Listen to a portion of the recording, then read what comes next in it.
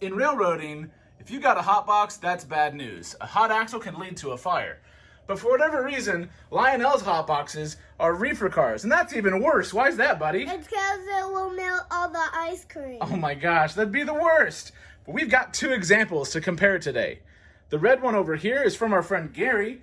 It's kind of an older semi-scale version, and we've got it hooked up to a bunch of other semi-scale cars. And then this scale one over here is from Lionel, and we got that from our friend Dave. So we're gonna compare both of these and see how they work and see which one you like best. And probably try and not melt any ice cream, because you should probably have some after this for all your help. Yeah. You like ice cream? Yep. Me too. Let's go have some after this.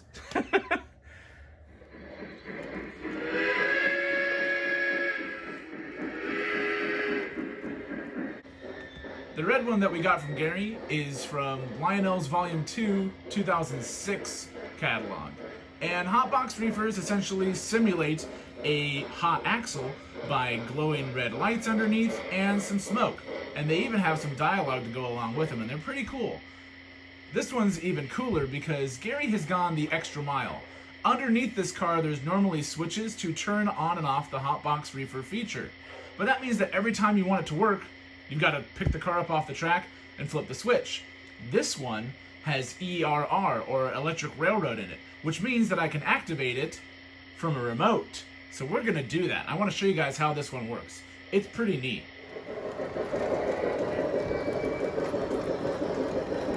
So let's take a look at this reefer car first. It's got a separately applied door handle. It's got these nice roof details. It's even got, there it is, it's cleverly hidden. Underneath this is the smoke fluid where you can put inside, so that way it will make smoke come out of the car to show that it's on fire. But yeah, it's a nice sturdy car. It's semi-scale size, so it pairs perfectly with the rest of my other reefers. It's not a wood side reefer, so it doesn't quite match with those. It's a steel sided one, but they're the same size. It'll be fine. Now underneath, you've got all of your basic controls. You can turn the smoke on and off. You can turn the sound on and off, and you can turn the whole car on and off. So how this works, you can even see it underneath this truck. There's two lights underneath that are nearby the edges of the trucks here, and these will glow orange to simulate fire. On top of that, it will run different sequences based on how fast or how slow this thing is moving. There's even a little wheel over here on the opposite side that can flip a switch to tell it how fast or slow it's moving. It's pretty clever. And on top of all of that, there's audio inside this that plays that coincides with what's going on with the car. The whole thing's pretty slick, and you can find these used for about 70 to 80 bucks usually. Again, this one's been modified by my friend Gary.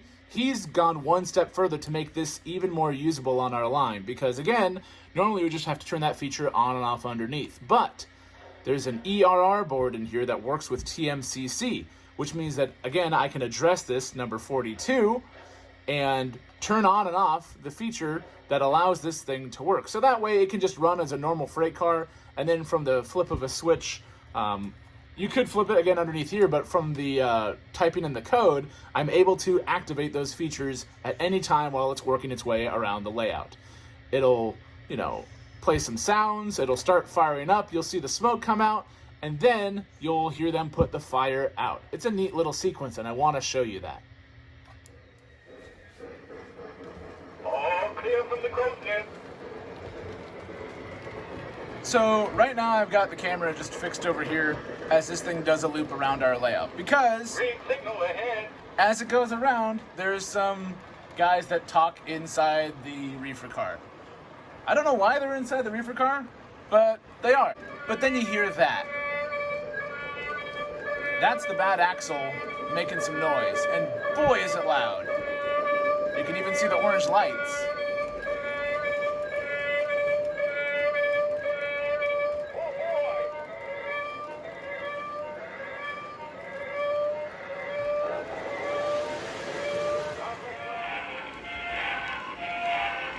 So now you can tell it's not very happy. It's louder, and there's even some smoke coming out from it. But if we stop it, it should start doing the sequence. What's it? Where you put it out.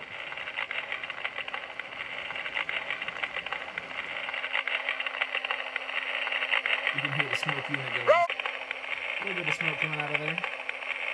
You can see it kind of off the tender. Freeze that blazer! Takes them a while to put the fire out, actually.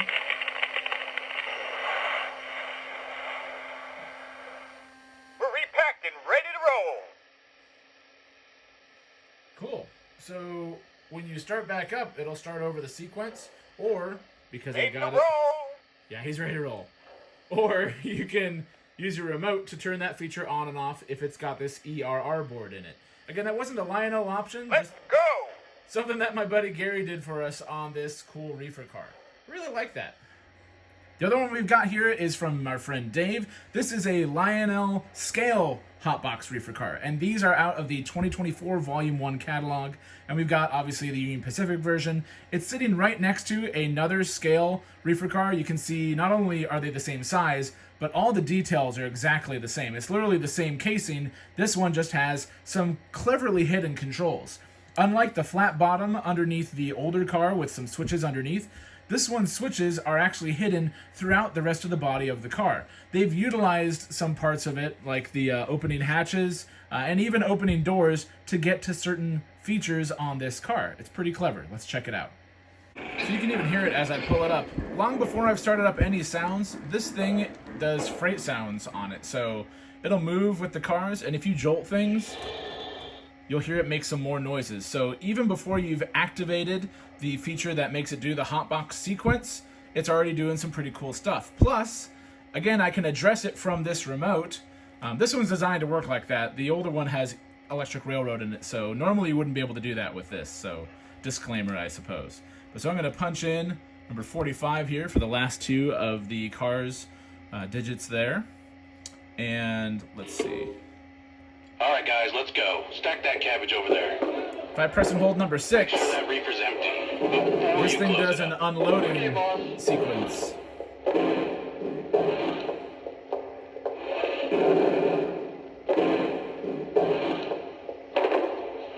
And then That car empty. when I let go, Good. Next one. Here we go. then it'll finish up the sequence. Okay, let's start wrapping it up. So it's nice because it just lasts as long as you want. If you just click 6, it'll do a short sequence. If you keep holding, it'll do a longer sequence. Something to note before we even get to other features on this car, you may notice that the top of this is a little wavy. A little bit of Lionel quality control going on here. It even thinks that it's moving. If he's not careful, Ben's gonna blow a bearing. And I'm really glad I played that because that's actually Dave. No, not big bearded Lionel Dave. Our friend Dave that helped us get this actually did some of the voiceover work that they have in this car. He was kind enough to autograph the box. I thought that was pretty fun.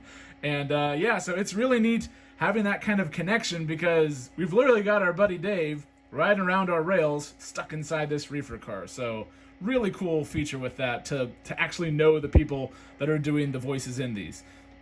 Actually, I guess, do you guys know anybody that does Lionel voiceover kind of stuff for these trains? Do you guys know who Mr. Lionel is and all those other guys that are inside these trains as the engineers and dispatchers? Let me know down in the comments. I'd love to know more about that. I literally just thought of that now. So as I mentioned, the controls for this are a little more cleverly hidden. Instead of being underneath, because there is underside detail here, they've actually hidden the controls behind these doors. And it's actually functional. Look, I have to actually move this little tiny bar here. And then this opens up. What's that? That's not ice cream. That's all the switches that you can turn off and on and do all this stuff. Yep, so you can program. There's a max and min for the smoke and everything in here. This is really a clever way to install the switches. Plus, there's a potentiometer. Let me turn this again for you guys. The very top one, that circular one, will change the volume on this thing. Be careful putting it back on. I've still got power on the track. I wasn't really thinking of that. But anyway. Oh, can you fix it for me? And I'll close this up. So yeah, on the one hand, they open and close. On the other hand, kind of fragile. Got to be careful. Oh, There we go. Now the other spot that actually works and opens, all of these hatches on top open on these Lionel reefer cars, including this one here. So this latch has to open first, and then you open and cool, you can put ice in here for the reefer car. But this one over here has the smoke fluid filler. But I also noticed, at least when we got it, the handles are busted on this. So I gotta be really careful with this one. But this is where you fill the smoke fluid to get the hot box smoking feature to work. It's pretty clever. I just wish it wasn't busted.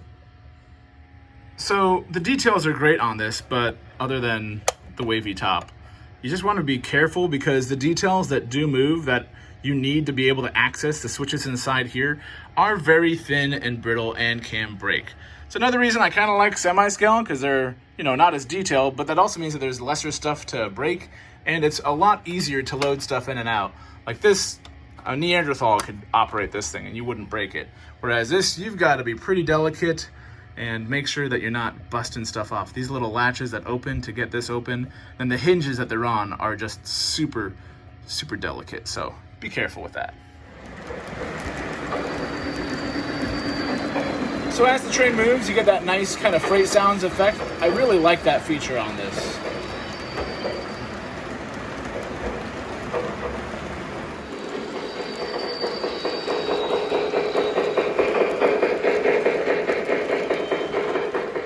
So I'm going to do auxiliary 7.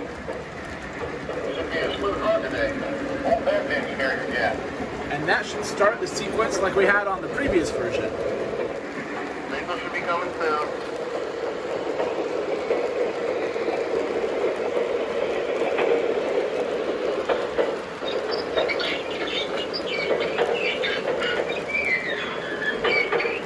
It's a little bit different sound.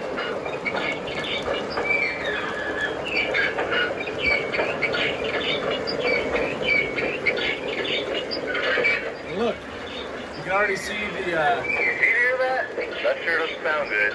you can already see the smoke pouring out of the back already. Now I smell something too. Engineer, stop the train. We got a hot box. Engineer, I see smoke and flames.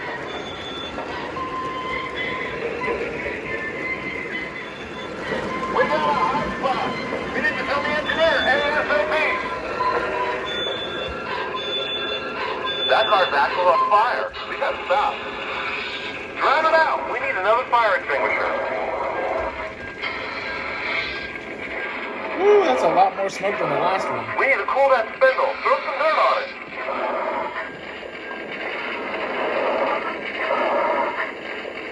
We gotta put the fire out now or we're not going anywhere.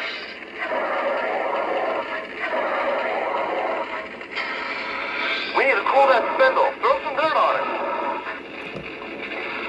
It's quite the sequence. Wow, that's a lot of smoke. Woo!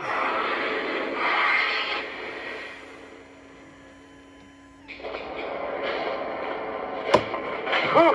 I hate days like this. I hear you on that.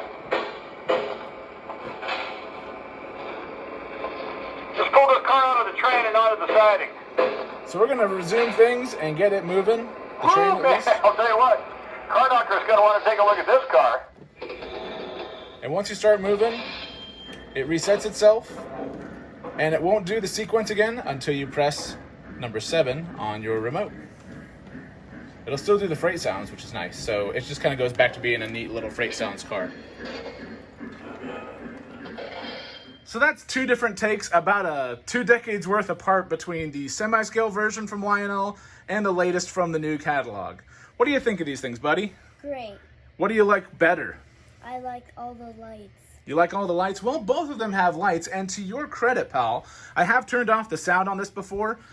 I wish this one had, again, some sound control on it, but I can always add that later to it, because the regular sounds on this are really loud, and for little ears, that kind of hurts a little bit sometimes. So sometimes I'll literally just run this one without the sound on, and we can still see the smoke and the lights underneath as they go through their sequence. I do like the details on this one, but we've got to be careful with it, don't we? So this red one's a little bit easier to use because, well, it's, you know, pretty kid-friendly, and maybe not dad-friendly. There we go. To load in the smoke fluid here. I wonder if I load a little bit more in, if I'll get more smoke out of this one. I don't know how much was put in it before when we got it. But anyways, these are both cool, and they both have their strengths and weaknesses, and just wanted to compare them here for you here on Dadified. So please like, subscribe, leave a comment, let us know which one you would pick. Do you have one of these in your fleet? Let us know down in the comments. We'll see you guys on the next one. I mean, you did help me out, and I promised you ice cream, so here you go, pal. Thank you. You're welcome. Enjoy. Thanks.